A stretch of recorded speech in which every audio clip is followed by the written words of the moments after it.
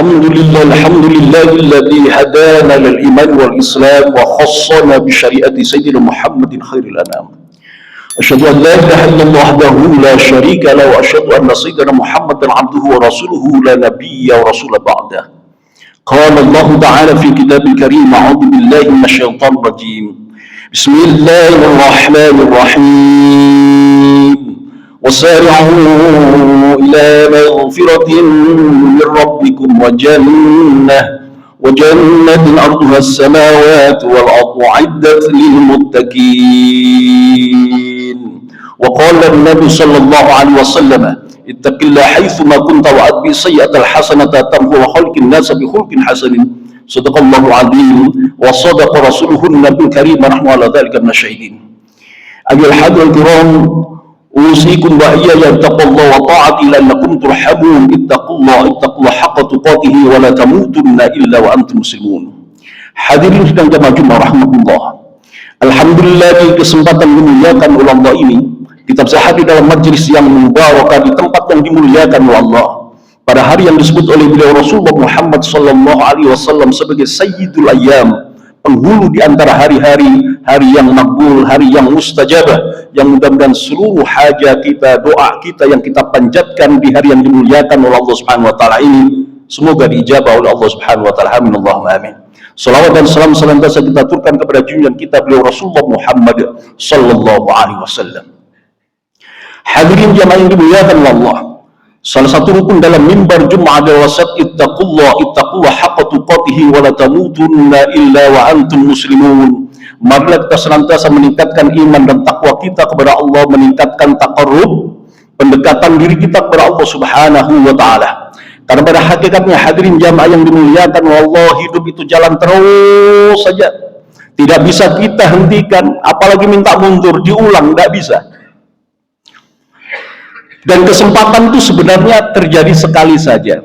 Kita pada saat sekarang ini berkumpul di tempat ini itu sebenarnya sekali saja. Karena kalau seandainya kemudian besok Jumat depan kemudian kita bertemu, itu sudah beda. Situasi beda, kondisi beda, umur kita juga beda. Pasti beda. Nah, oleh karena itu hadirin jamaah yang dimuliakan Allah, syukur alhamdulillah jika kemudian kulolan panjang sedoyo, keluarga kulolan panjang sedoyo mampu dan bisa untuk memanfaatkan kesempatan yang telah diberikan oleh Allah Subhanahu wa taala itu dalam rangka ruku dan sujud kepada Allah, mendekatkan diri kita kepada Allah Subhanahu wa taala, yang kita semua juga berharap berdoa mudah-mudahan kita semua diwafatkan dalam keadaan husnul khotimah. Makanya kemudian suatu ketika beliau baginda Rasulullah Muhammad sallallahu alaihi wasallam sambil memegang pundak dari sahabat Abdullah, kemudian beliau menyampaikan, kun fid dunya ka'annaka gharibun aw 'abirun sabil. Wahai Abdullah, jadikanlah kemudian hidupmu itu bagaikan orang yang asing atau orang yang dalam perjalanan saja. Kita hidup pada saat sekarang ini dalam fase perjalanan saja, jamaah yang dimuliakan oleh Allah. Bukankah kita dulu sebelum dilahirkan ada di alam arwah? Tidak ada kita. Kemudian kita ada di perut ibu kita selama 9 bulan, berenang-renang kita di perut ibu, di alam rahim. Ditiupkan ruh, ada ruhnya, kemudian hidup kita. Kemudian kita dilahirkan di dunia. Kita pada saat sekarang ini fase dunia. Nah, fase dunia inilah sebenarnya yang kemudian paling berpengaruh atau sesuatu yang akan menentukan kehidupan kita selanjutnya. Dan hidup di dunia ini tidak lama. Quran menyebutkan ka'alfi sanatin mimma ta'uddun, bandingan ketika kemudian kita itu hidup di dunia di saat dibandingkan dengan hidup kita di sisi Allah, itu sama dengan 1 hari di sisi Allah itu 1000 tahun dunia. Dan tidak ada orang hidup pada saat sekarang ini 1000 tahun. Jika kemudian ada orang umurnya 1000 tahun itu mung sak dino, sehari saja itu. Jika dibandingkan di sisi Allah, jika kemudian umur kita itu panjang 100 tahun, nah itu cuma 1/10 hari, tidak sampai 1 hari. Makanya kemudian para ulama dulu menyebutkan mung mampir ngombe, hidup ini mung mampir ngombe, sejenak beristirahat, kemudian kita akan melanjutkan perjalanan menuju Allah Subhanahu wa taala. Bukankah kemudian barangkali kita akan lebih lama di kubur itu, alam barzah kita akan lebih lama itu, mungkin 100 tahun, 1000 tahun, 100.000 tahun, atau 1 juta tahun. Wallahu a'lam. Lalu karena itu hadirin jamaah yang dimuliakan oleh Allah, kata Rasul, jadikanlah kemudian hidup kita pada saat sekarang ini itu bagaikan orang yang asing. Asing memang bukan tempat kita dunia ini. Kita akan menuju pada tempat yang sebenarnya di sisi Allah Subhanahu wa taala. Atau jadikanlah kemudian orang yang dalam perjalanan saja. Mudah-mudahan kita yang hadir di sini, keluarga kita semua yang kita cintai, semoga bisa kemudian mempergunakan kesempatan yang telah diberikan oleh Allah Subhanahu wa taala ini dengan sebaik-baiknya, mempergunakan sisa-sisa umur kita ini dalam rangka rukuk dan sujud kepada Allah Subhanahu wa taala, dan sekali lagi mudah-mudahan kita semua diwafatkan dalam keadaan husnul khotimah. Amin Allahumma amin. Jemaah yang dimuliakan oleh Allah, Imam At-Tirmidzi meriwayatkan satu hadis apa yang disabdakan oleh beliau baginda Rasul Muhammad sallallahu alaihi wasallam. Beliau Rasul menyampaikan, al-qayyisu man dana nafsahu wa amila lima ba'dal maut.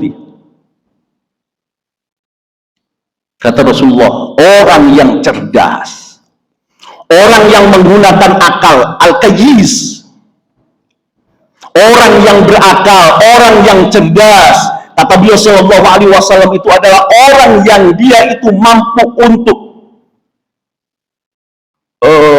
menahan hawa nafsunya, kemudian dia itu beramal untuk hidup setelah matinya. Itu orang cerdas.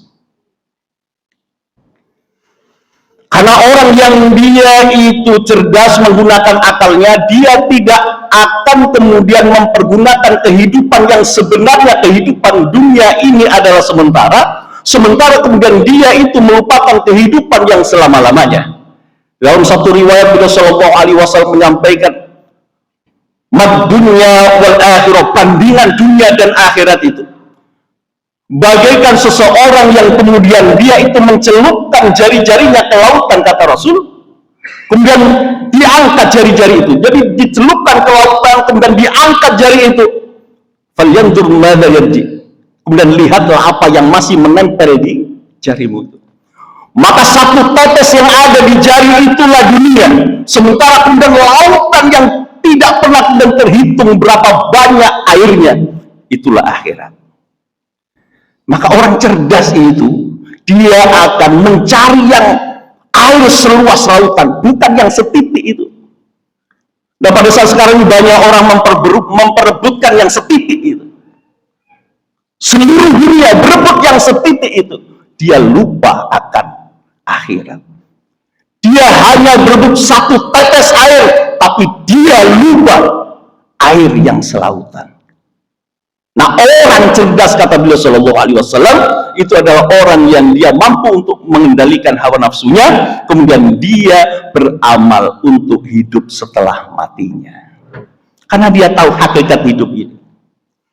Nah, hadirin jemaah yang dimuliakan oleh Allah, ada 3 golongan kalau kemudian ulama sufi menjelaskan orang yang dia itu beribadah kepada Allah, yang sebenarnya kemudian dia itu berharap akhirat. Itu digolongkan ada 3. 1 dan 2, golongan 1 dan 2 itu orang-orang yang seperti para pedagang dan seperti para budak. Para pedagang itu kalau melakukan sesuatu menginginkan untuk untung, itu diibaratkan ketika ada seseorang yang dia itu beribadah kepada Allah berharap surga. Tapi ini boleh jemaah, ini boleh, karena ada dalilnya. Berikutnya ada orang yang dia itu seperti budak. Karena budak itu ketika dia melakukan sesuatu itu karena takut tuannya. Maka diibaratkan ketika ada seseorang yang dia itu beribadah dalam rangka takut kepada neraka. Yang satu seperti pedagang karena dia ingin untung, berarti berharap surga. Yang satu dia takut karena dia takut neraka. Jamaah yang dimuliakan oleh Allah, perkara ini sebenarnya kemudian sah-sah saja, karena zaman Rasul pun ada para sahabat yang kemudian meminta kepada Rasulullah terkait dengan surga.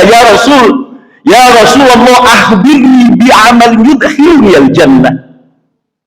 Ya Rasul, tolong kasih tahu saya ya Rasul, apa hal-hal atau amal yang aku kerjakan jika aku masuk surga.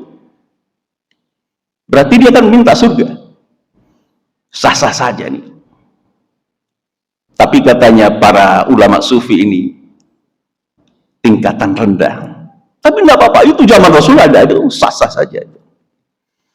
Kemudian beliau sallallahu alaihi wasallam menyebutkan, ta'budullaha wa la tusyriku bihi syai'an wa tuqimus shalah wa tu'tiyaz zakat wa tasilur rahim.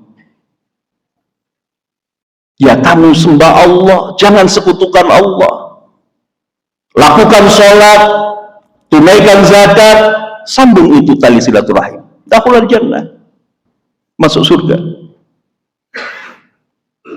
Yang kedua, hadirin jamaah yang dimuliakan oleh Allah, ada orang yang dia itu menyembah Allah itu karena takut neraka.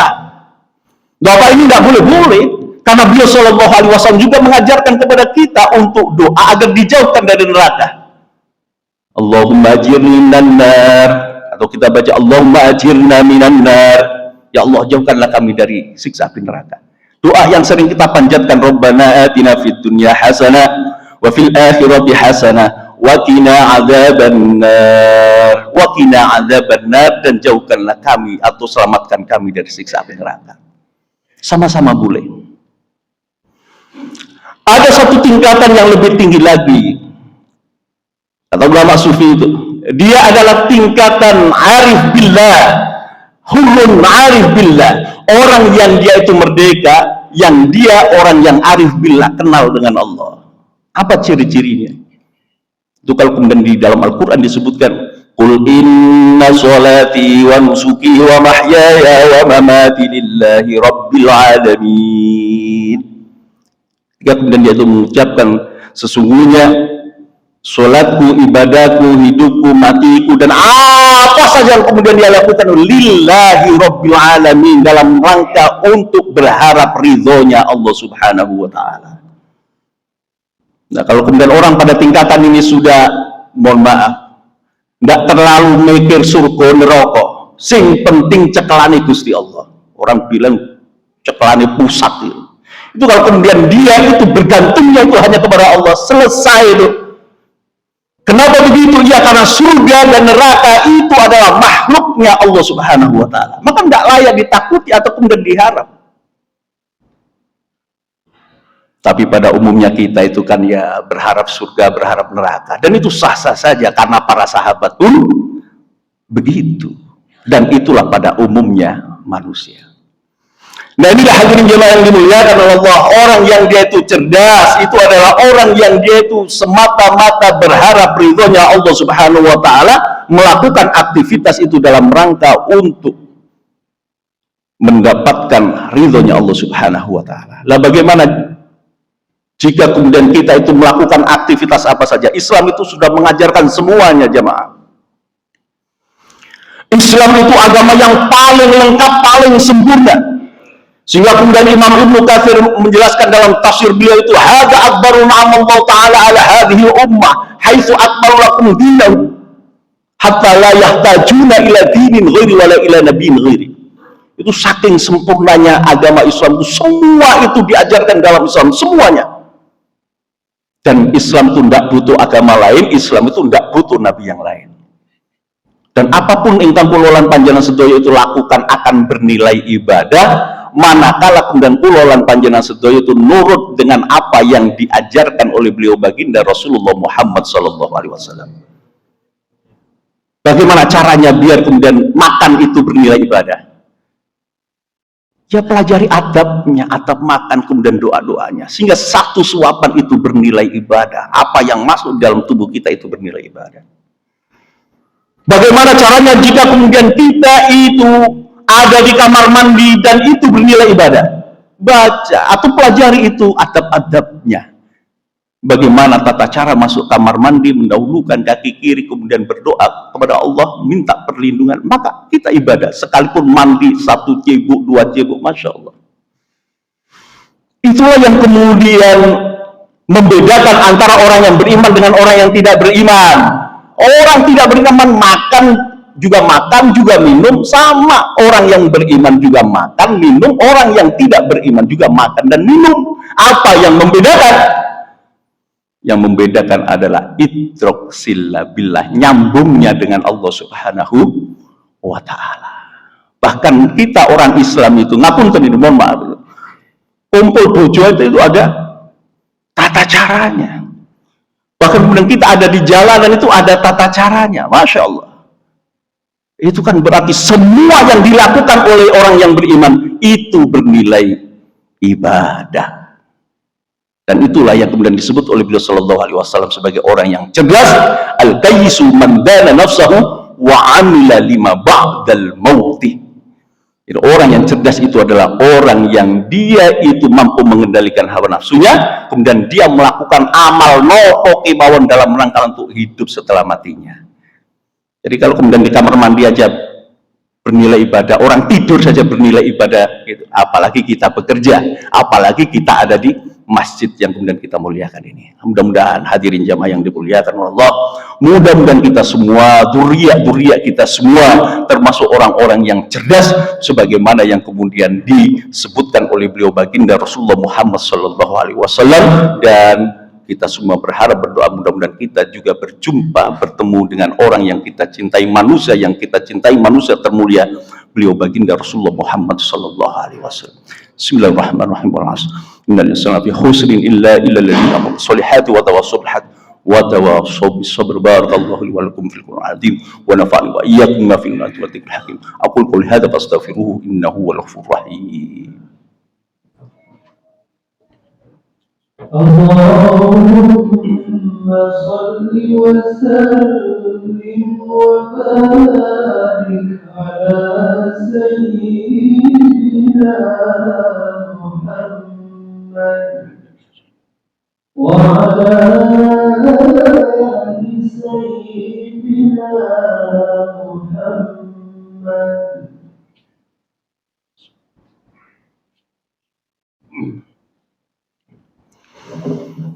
Alhamdulillah alladzi hadana li hadza ma kunna linahtadiya laula an hadana Allah. Rabbi shrah li sadri wa yassir li amri wa hlul 'uqdatam min lisani yafqahu qawli. Allahumma shalli wa sallim wa barik ala hadzal nabiyil karim sayyidina Muhammadin wa ala alihi wa sahbihi wa man tabi'ahum bi ihsan ila yaumiddin. Fa ya ayyuhal hadirin kiram usikum wa iyaya taqullaha ta'ati la'allakum turhamun. Ittaqullah haqqa tuqatih wa la tamutunna illa wa antum muslimun. Hadirin jamaah yang dimuliakan oleh Allah, di ujung hadis tadi itu kemudian beliau sallallahu alaihi wasallam menyampaikan, wal ajizu man ittaba nafsan hawahu wa tamanna 'ala Allah. Ada orang yang dia itu bodoh. Kalau tadi orang cerdas, tapi ada orang yang bodoh. Orang yang bodoh itu kata beliau sallallahu alaihi wasallam, wal ajizu man ittaba nafsan hawahu wa tamanna 'ala Allah. Orang yang bodoh itu adalah orang yang dia itu memperturutkan hawa nafsunya, nggak peduli halal haram pada saat sholat ibadah aja dia nggak peduli, dia nggak peduli ajaran Islam, nggak peduli dilarang oleh Allah, nggak peduli dilarang oleh Rasulullah, nggak peduli ya. Dia lakukan itu semua, kemudian dia itu berharap masuk surganya Allah. Nggak masuk logika itu, orang dungu katanya. Al-ajiz, ain, jim, zai, bukan aziz, tapi ajiz. Itu orang yang lemah. Nah hadirin jamaah yang dimuliakan oleh Allah, dalam satu riwayat juga beliau sallallahu alaihi wasallam itu juga memberikan jaminan kepada seluruh umatnya masuk surga. Sabda beliau sallallahu alaihi wasallam, kullu ummati yadkhulunal jannah, seluruh umatku masuk surga kata Rasul, illa man aba, kecuali orang yang dia itu nolak masuk surga. Kita aja pada saat sekarang ini juga heran, orang yang dia itu nolak surga ada. Sehingga kemudian para sahabat pada waktu itu tanya kepada Rasul, "Qila wa may ya'ba ya Rasulullah?" Ya Rasul, siapa orang yang dia itu nolak surga? Ini kan aneh. Qala sallallahu alaihi wasallam, kemudian beliau sallallahu alaihi wasallam menjelaskan, man ata'ani dakhala al-jannah wa man asani faqad aba. Barang siapa yang kemudian taat kepada aku, mengikuti apa yang aku ajarkan, kata beliau sallallahu alaihi wasallam, dakhala jannah, masuk surga dia, pasti masuk surga. Wa man asani faqad ada. Dan barang siapa yang kemudian dia itu durhaka kepada aku, tidak mau dengan apa yang aku aturkan, tidak mau dengan apa yang kemudian aku ajarkan, faqad ada, maka sungguh dialah orang-orang yang dia nolak surga. Mudah-mudahan sekali lagi kita semua yang hadir di sini, keluarga kita semua yang kita cintai, zuriat kulolan panjenengan sedaya, mudah-mudahan termasuk orang-orang yang senantiasa ittiba li Rasulillah Muhammad sallallahu alaihi wasallam. Innallaha malaikatahu yusholluna 'alan nabi ya ayyuhalladzina amanu shallu 'alaihi wa sallimu taslima. Allahumma shalli ala sayyidina Muhammad wa ala ali sayyidina Muhammad kama shallaita ala sayyidina Ibrahim wa ala ali sayyidina Ibrahim. وبارك على سيدنا محمد وعلى ال سيدنا محمد كما باركت على سيدنا ابراهيم وعلى ال سيدنا ابراهيم في العالمين انك حميد مجيد. اللهم اغفر للمسلمين والمسلمات والمؤمنين والمؤمنات الاحياء منهم والاموات. اللهم اغفر لنا ولاخواننا الذين سبقونا بالايمان ولا تجعل في قلوبنا غلا للذين امنوا ربنا انك رؤوف رحيم. ربنا هب لنا من ازواجنا وذريتنا قرة اعين واجعلنا للمتقين إماما وجعلنا للمتقين إماما وجعلنا للمتقين إماما. ربنا لا تزغ قلوبنا بعد إذ هديتنا وهب لنا من لدنك رحمة إنك أنت الوهاب. اللهم إنا نسألك الهدى والتقى والعفاف والغنى. اللهم أعنا على ذكرك وشكرك وحسن عبادتك. اللهم إنا نعوذ بك من جهد البلاء ودرك السقاء وسوء القضاء وسماتة الأعداء. اللهم سلمنا والمسلمين. اللهم سلمنا والمسلمين. اللهم سلمنا والمسلمين واخذل كفرة المشركين والمنافقين الظالمين. اللهم سلم إخواننا في فلسطين. اللهم سلم إخواننا في روهينيا. اللهم سلم إخواننا في إندونيسيا. اللهم سلم إخواننا في سائر البلدان المسلمين عاما. ربنا آتنا في الدنيا حسنة وفي الآخرة حسنة وقنا عذاب النار. عباد الله إن الله يأمر بالعدل والإحسان وإيتاء ذي القربى وينهى عن الفحشاء والمنكر والبغي يعظكم لعلكم تذكرون ولذكر الله أكبر.